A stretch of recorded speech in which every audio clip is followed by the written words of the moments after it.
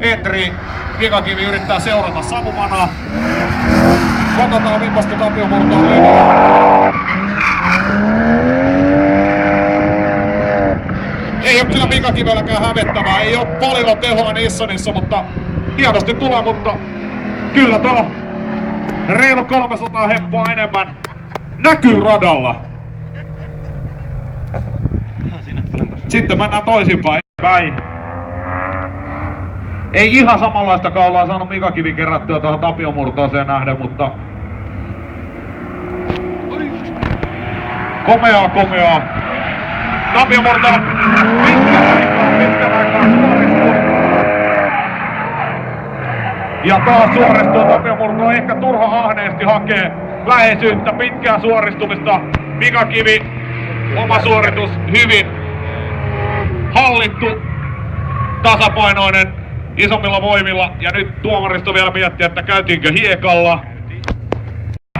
Ei ihan yhtä paljon kaulaa kuin äsken Tapio murtolla Mikakiveä nähden, mutta ei paljon puuttunut. Molemmilla tuo entrin jälkeinen clipping pointti aika heikon näköisellä linjalla. Ei siinä kohdassa tässä mennään aika tasaisen näköistä suoritusta Riku Rannella. Minun silmini enemmän kulmaa. Mutta siitähän me vaan selvitämme sitten toisinpäin. Veikkanen, Riku Ranne. Ruutu 10 ja kaverukset finaalissa. Minä tiedän mitä kaveruksia on. No kaikki ne on kavereita, kaikki on karavaanareita. No mutta se siitä, ensimmäinen mutka molemmilla enemmän tai vähemmän huonosti.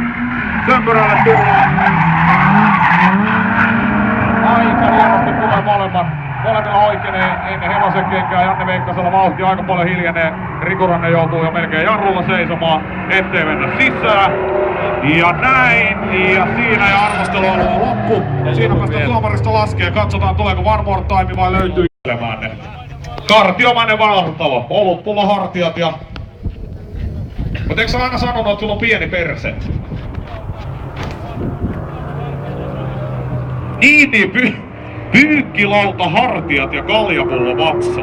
No sehän on selkeä kuvia. No niin, känkkäkäännös. Janne Veikkanen oli finaalissa. Kohta kerromme, miten Janne kävi finaalissa. Seuraavana tulee niin ikään finaalissa ollut kuljettaja Riku Ranne. Kato, jätkät osaa vetää känkkäkäännöksiä. Ei böllemmi! Ei böllemmi! Jaha, ja työtön astronautti tulee omalla avaruusaluksellaan paikalle. Ei muuta kuin ruvetaan jännittämään. Saadaan vielä siitä yksi lisää. Noniin, Sydilakkikin on pysähtynyt siihen.